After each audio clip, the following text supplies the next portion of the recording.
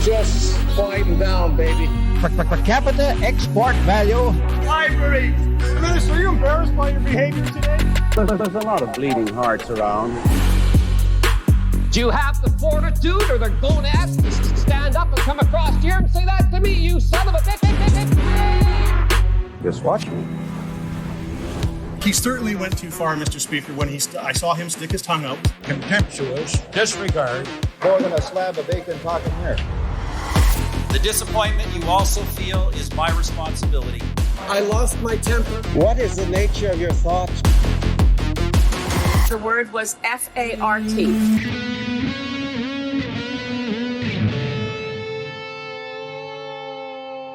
Welcome, everyone. Welcome near and far, high and wide, deep and shallow, wet crisp and even. squishy, crisp and even to Canadian Politics is Boring.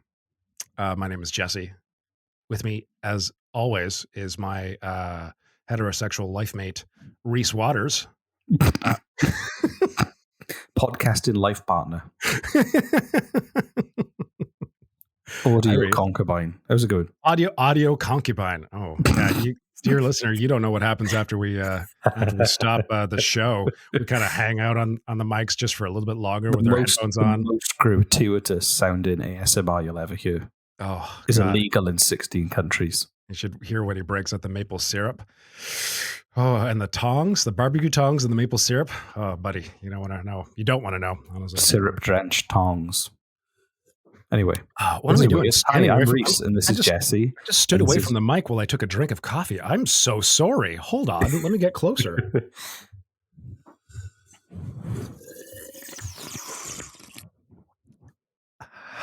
That's fucking hot. Okay. Hi. You good to go? Yeah, I'm a little caffeinated, and I've just had some pancakes with not maple syrup, with jam. I'm good. Jesus Christ. Let's go. Yay. Anyway, so I've got STD zone. STD zone.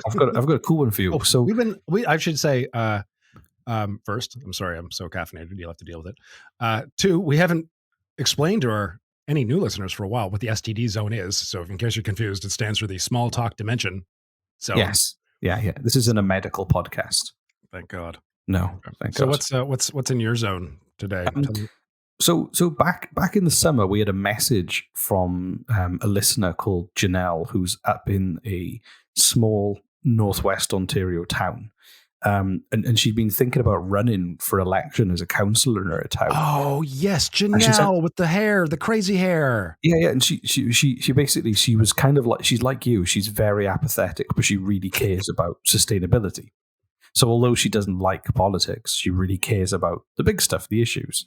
Right. And she was like, I don't know. Should I run for election? I don't know. Maybe I can, I want to just get power and do some good with it. I want to interrupt real quick. It's not that I just want to address what you said, which is that I care about stuff, but I hate politics. It's not that I hate politics. I hate our current setup for politics. It just doesn't work. And of course I care about the things that they claim to care about. It's like having a house fire and having a brigade of firemen show up to put out the house fires with fly swatters. I'm like, we both care about the same thing here, guys, but you're not doing a good job of this. That's kind of my, this is, tokenism at its worst. Well, who do you want us to put out the fire? Us with these fly swatters, or those guys over there with the smaller fly swatters? I'm like, neither, but the fire still needs to go out somehow. Like that's. I love this analogy. It's got a lot of legs. It's good. Right, anyway. So Janelle. Yeah. So I was messaging her through Instagram, which is a social media channel that we do use. Reese sliding into our listeners' DMs. God, I said to her, dirty Reese, fucking Welsh slut. Welsh slut.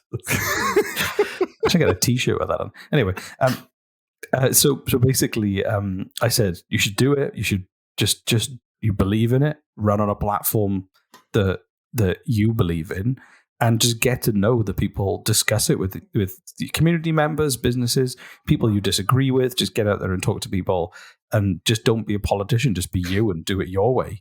And she was like, yeah, I think I might. Well, then the other day we had a message saying she did it. Fuck off. Yeah. She she essentially gave a speech. She Where'd she give a speech? just as the Her bathroom. The kind of launch and stuff. She registered.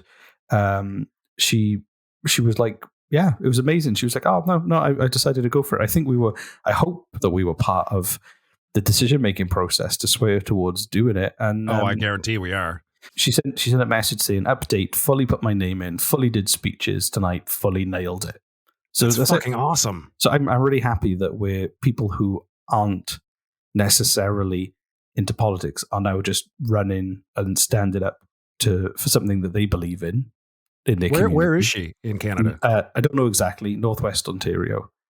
So, we have to light a fire under Janelle's ass. Is it Janelle? Am I saying that correctly? Yes. Yeah. I asked the man who can't pronounce anything. Yeah. Okay. So we need to light a fire under Janelle's ass. And encouragement, that only goes so far. I say we run against her. Okay.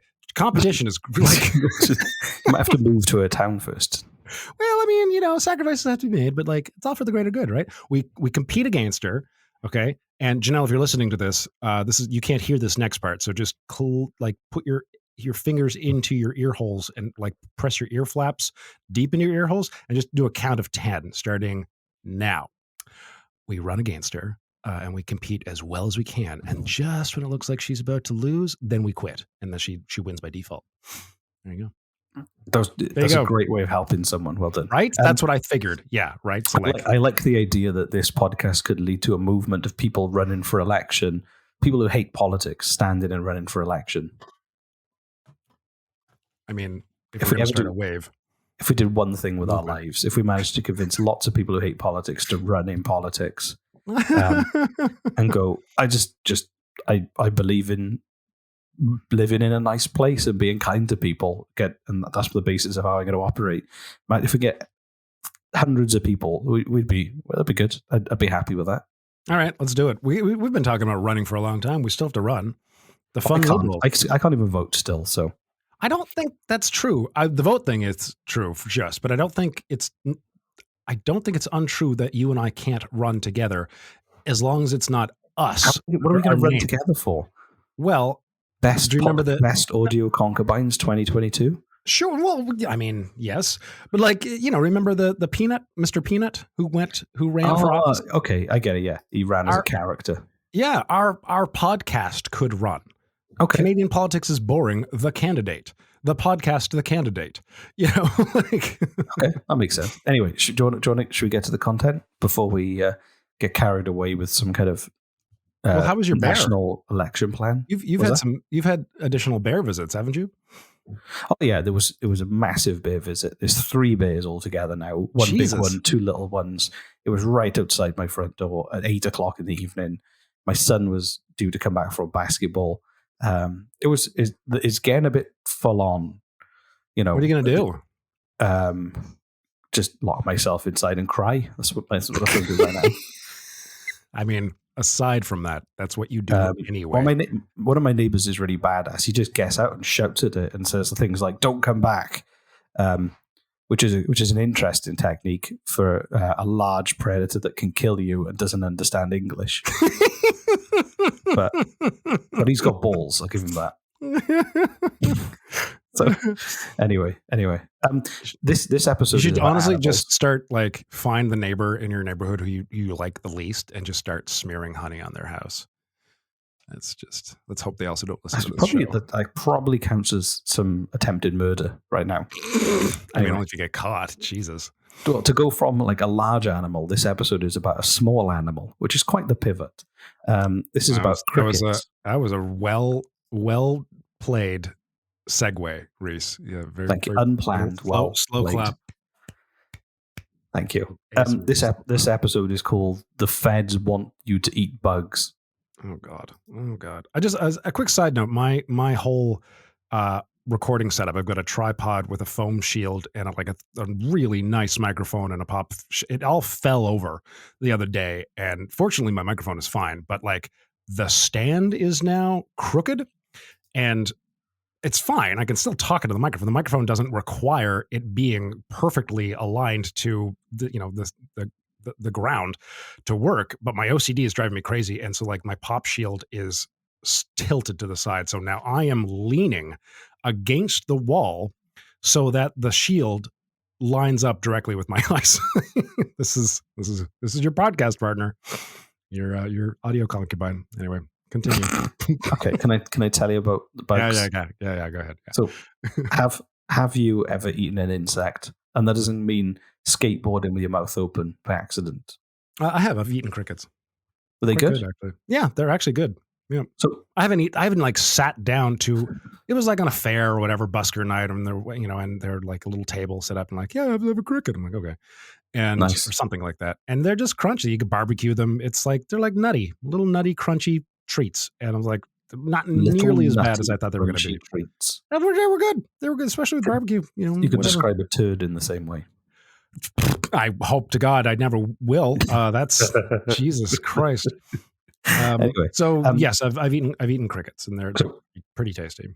Right now, the far right kind of conspiracy world is buzzing with the theory that Trudeau and the World Economic Forum are trying to convince everyone to switch to eating insects. And this comes from a cricket factory in London, Ontario, that produces insects for pet food is now the center of a global. They make pet food from insects. They don't make insects. No, they don't make pet insects. They make food from insects. And so now there's an international. Apparently, as part of an international totalitarian plot to convince everyone they should eat bugs. Why? So it started because so Ellis Don, which is a company I think that builds things, announced the world's largest cricket production facility is officially complete by Aspire Food Group in London, Ontario, and it is ready to produce 9,000 metric tons of crickets annually for human and pet consumption. Wow. Well, okay. Like I said, like it's not it's gross in concept, and once you try it, it was like, oh, these are pretty good. Yeah. So then what happened was some people started to get shared by conspiracy theorists,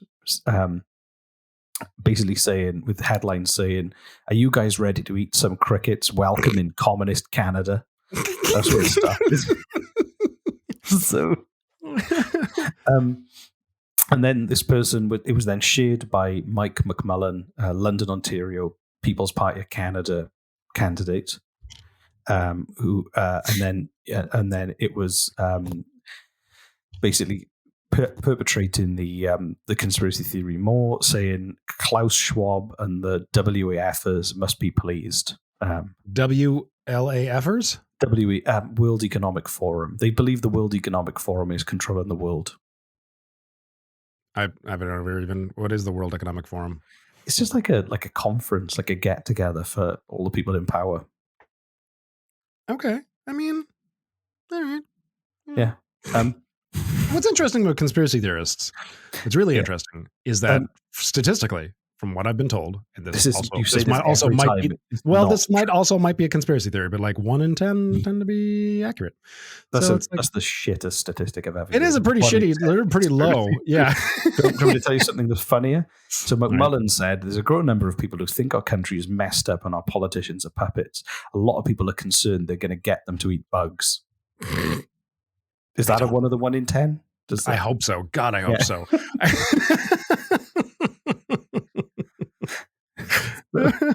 I don't understand the point, though. What's the point?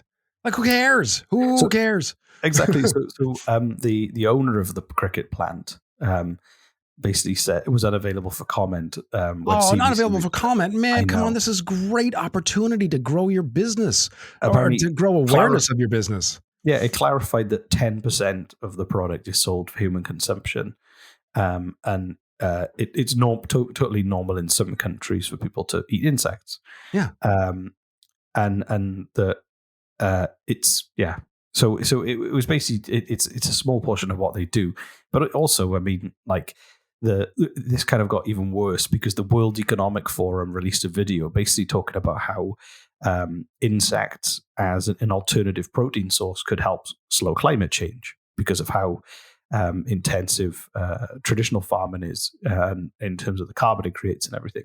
I've actually heard about worse. Well, I've heard about that, and then I've heard first that that's true. Then later, I've heard that it is true, but not nearly to the degree that we once originally thought. So, like, I'm all for not needlessly slaughtering, growing and slaughtering tons and tons and tons of cattle if we don't have to. But if it's strictly for like, this will save the planet, I'm like, well, no, there's a lot more we also have to do. But like, hey, good shot, good. Yeah. Anything that we try to help decarbonize the planet is great. Add it to the pile. Let's keep going. Fucking A, thumbs up to you. You get a gold star and a unicorn sticker.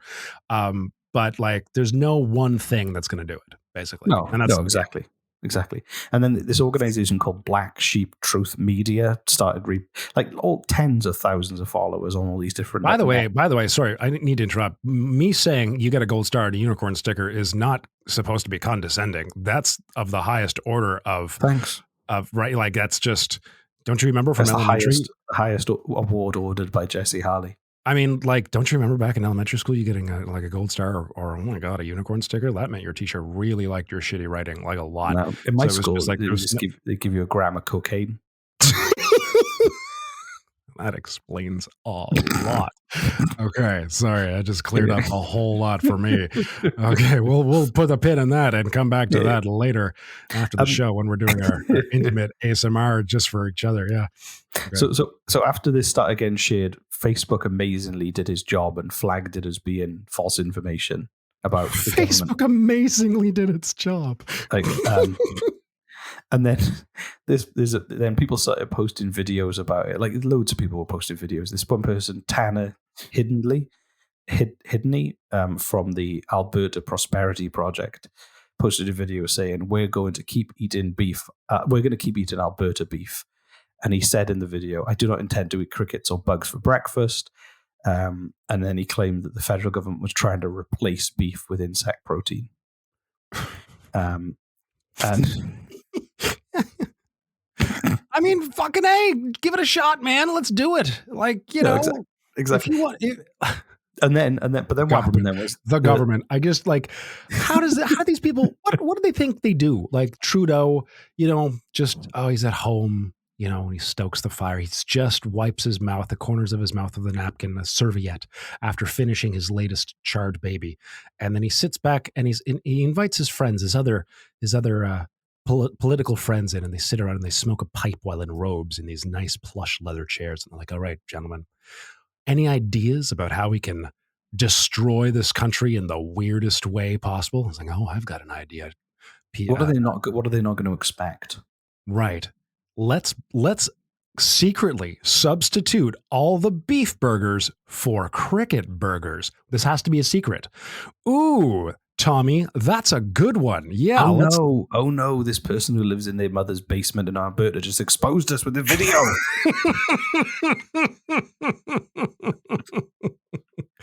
The plan's ruined. Call it off.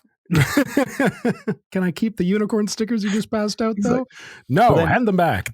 Can you remember when we did the war on pineapple? All this just did it, man. Like, yeah, I'm glad you can remember. But the next step is for it to be legitimized by appearing in newspapers and to be talked about by people in the establishment. And that's exactly what happened next with this story. Oh, wow. Okay. So the Calgary-based Western Standard newspaper had a column titled, "If Canadians want to eat crickets, we wouldn't be forced to subsidize the cricket farm." Basically talking about... Are we really subsidizing a cricket farm? That's interesting. I don't think that's what's going on. I mean, we might be, and that's very interesting. I mean, that does make it political in nature. So, like, okay, let's just talk about it realistically for a second, which is if the cricket farm is going to try to, upend the beef industry by making its own version of Beyond Meat burgers, fucking good on them, right? Competition is good, especially if it's competition that helps the planet. It makes it's healthier for people to eat, whatever, blah, blah, blah, blah, blah. Just put it out there and see if people like it. They're talking about the government secretly trying to, like like getting us to fund this cricket farm No, so without us what knowing, happened? so that we'll be eating cricket burgers without us knowing. Is that what they're saying is happening? They're saying that the global communist World Economic Forum agenda is to get. It's people gone to eat way bugs. beyond. Right, it's gone way beyond yeah. Canada. Okay.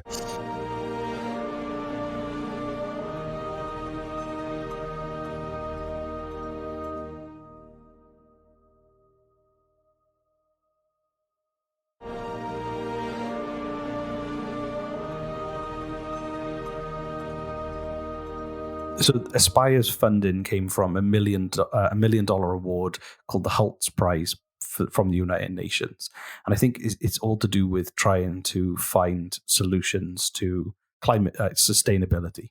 And then it did get a few million in like grants and support to help develop the insect supply chain. But my understanding from the insect supply chain, I've met a bug farmer who runs something like this in Nova Scotia. A lot of the time is used to create. There's a bug farm in Nova Scotia. And you've gone and met them. I haven't been there, but he was on one of the podcasts we make and he was being interviewed. And I was talking to him, and they have these insects, these bugs that grow really quickly and create a lot of protein, and they live off food waste. So our discarded food waste, then you can grow massive amounts of protein with these bugs, really low cost, very quick process. And then they use that to create fish food, which they then use in fish farms. So it's a really sustainable. It's like if you were going to have awesome.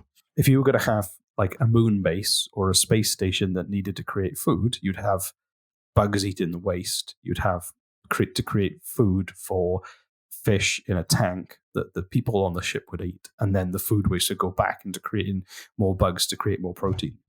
When you say food waste, do you mean the food left on your plate? Yes. Or do you? Okay, I just didn't. I don't mean shit.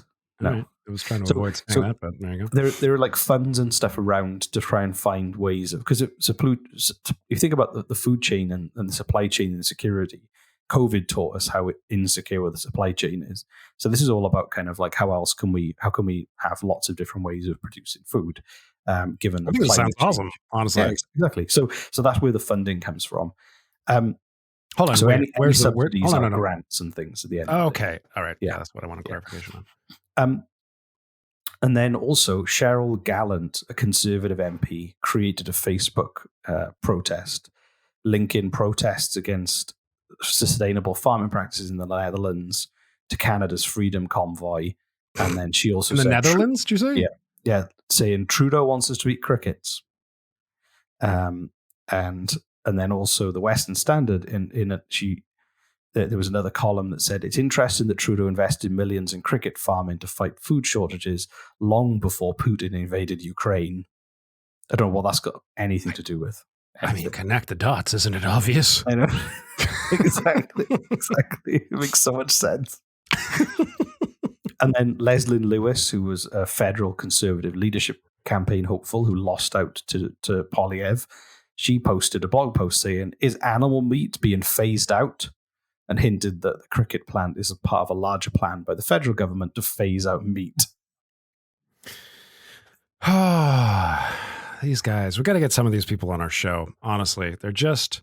This is just the stupidity of it is overwhelming. So I've got some wonderful online comments to share with you. From what? From some of these conspiracy theorists when they were posted it. So somebody called Lone Wolf Nomad posted saying, "Interesting how name, by the way. Interesting how our food processing facilities and our food distribution centers are catching on fire, but nothing happens to the bug farms. Scary times ahead." And then somebody else said, "Time to burn down." What was his name was Lone Wolf Nomad. I mean, I feel like he could have gone further with that, buddy. Like solo Lone Wolf Nomad, or first ever singular solo Lone Wolf Nomad, all alone. You know, exactly. Like just let's Lone Wolf Nomad 69.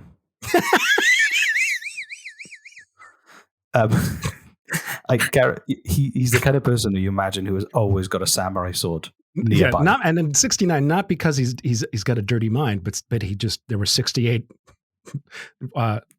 lone wolf nomads before him. So Exactly. he's just, Exactly, just by chance. And then somebody else replied saying, "Time to burn down the bug farms, I suppose." And then somebody called Mass Awakening said, "Great idea."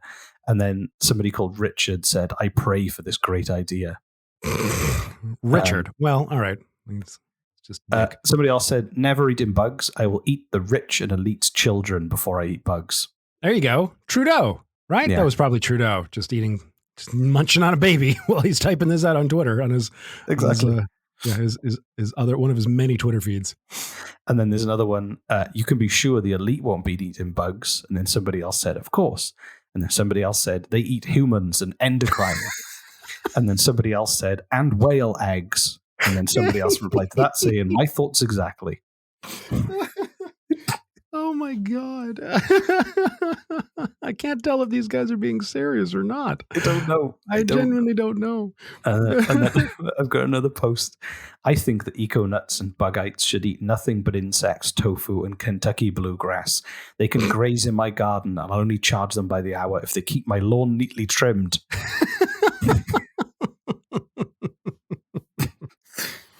Oh, the internet really brought out some fucking weirdos, let me tell you. And then I got another one. "I picked up a pack of sour cream and onion crickets from a candy shop once long ago. My nephews and I thought it might be fun. We were very wrong. The legs got stuck in our teeth, and there was no joy in the experience.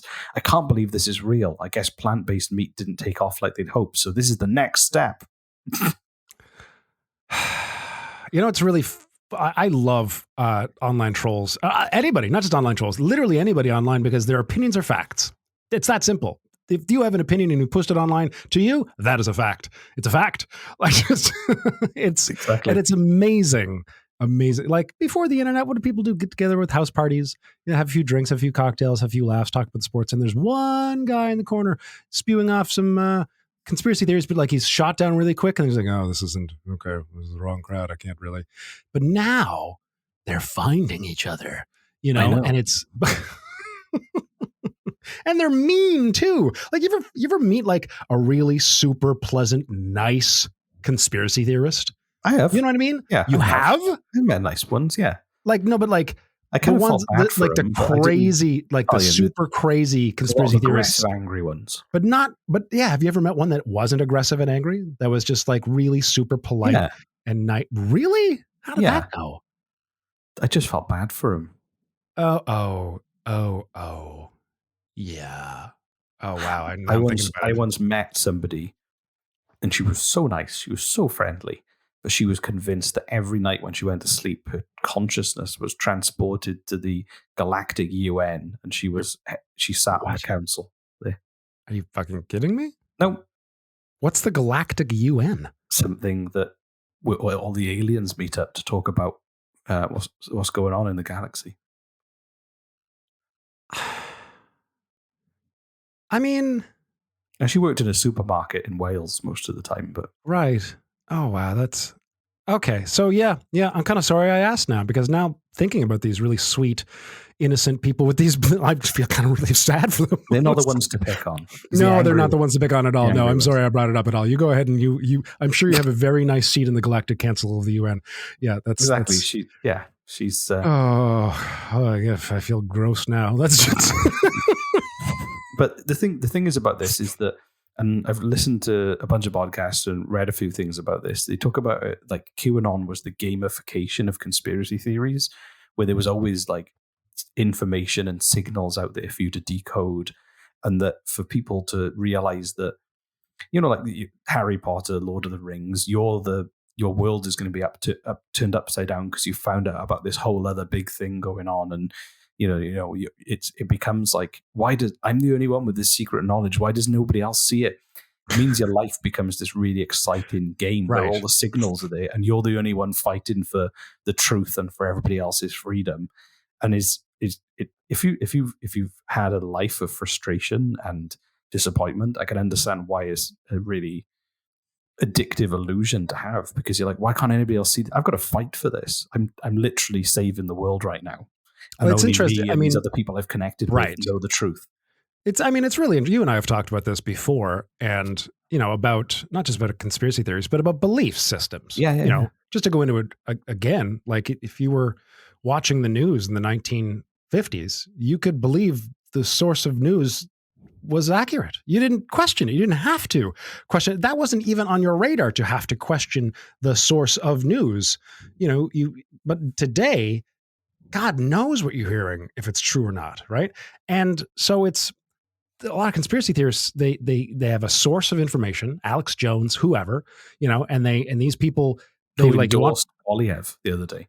Oh wow, that's interesting. But but these people, they'll. How do I put this? You and I believe in a lot of things to the point where people who don't believe in what we believe, like we believe in climate change, and people who don't believe it's a hoax, we're like, they're fucking ridiculous. They're ludicrous. What's wrong with them? But you and I aren't scientists. We are not climate scientists. We just believe scientists. We don't even follow scientists. We just believe that there are scientists out there, and these scientists have said things, and we believe those things. Like it'd be different if you and I. But did you see what I'm saying? Like we're in the same system of we pick people we believe to be true, and we believe what they tell us. And anybody who believes other than what we believe is clearly fucking ludicrous and out of their minds. It's the same thing. Yeah, exactly. Exactly. And so yeah. The only real difference with this is with science. Science is measurable. You can measure. Science is based on measuring. You and I aren't scientists, and we're not doing the measuring. We're again trusting that other people are. No, but also as well, that's why you do science experiments in school. It teaches you the process of how science operates to draw conclusions, and that you can then recreate that again and again and again. So anyway, I am sorry, Reese. That is the 37th time I've brought that up this year. So, but it's a point that needs to be reminded. Again. So I got another I got one last comment actually before we wrap up this episode. Oh yes, please. So this is from someone called Ken. When these cricket meals start coming to the consumer, I will be very curious to have the Liberal NDP MPs be the first to eat the bug meals, the first off the line. This should be mandatory for them to have it televised and every media be present. The proof is in the tasting. Let MPs be the first. Ha, lol. That'd be fucking awesome. Are you kidding me? Because like I said, they're good. They taste good. I'd love it though. Imagine the setup now. All the conspiracy theorists have seized control of the country, and they've got all of the Liberal and NDP MPs there in like shock collars so they can't run away. And they get the production like, look, here are your crickets, and now you're going to eat them. And everyone is watching. Everyone at home is at gunpoint being forced. Kids in school are being shown this on big screens. This has cost us a lot of money, a lot of time and planning, but we're going to do it. Everyone's watching, and then they eat it, and they go, "It's all right."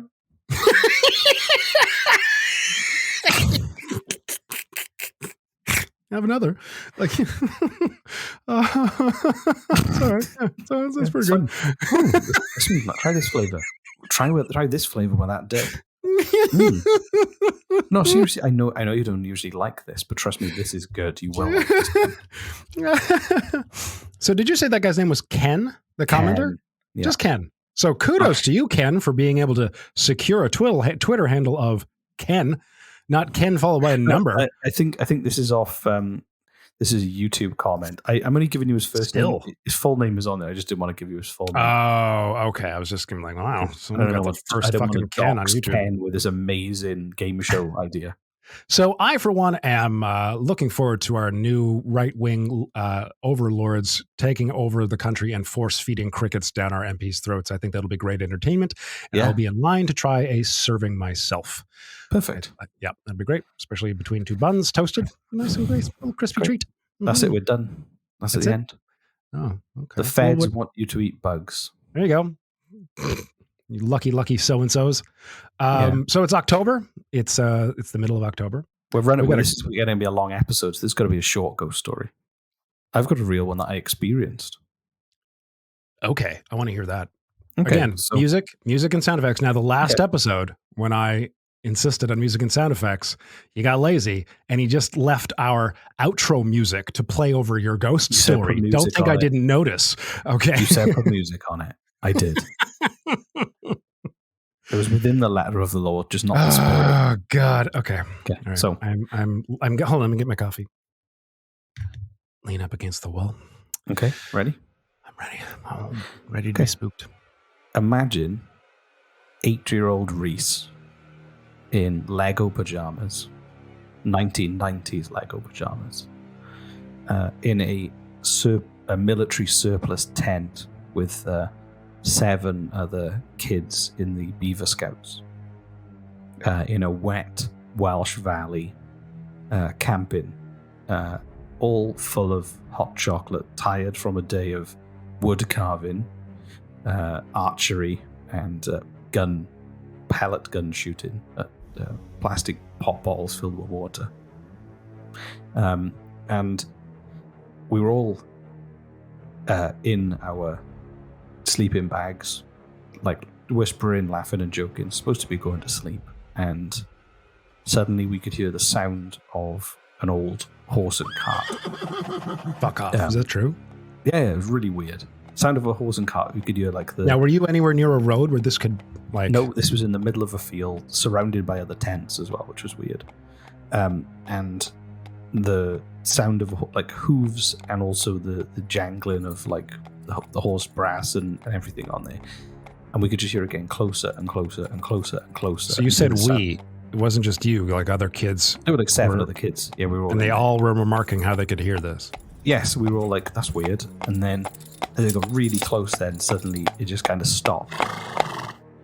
And as I have a weird reaction. Everyone was afraid to go out of the tent. I'm one of those people who, in a situation of stress, will do the most unpredictable thing.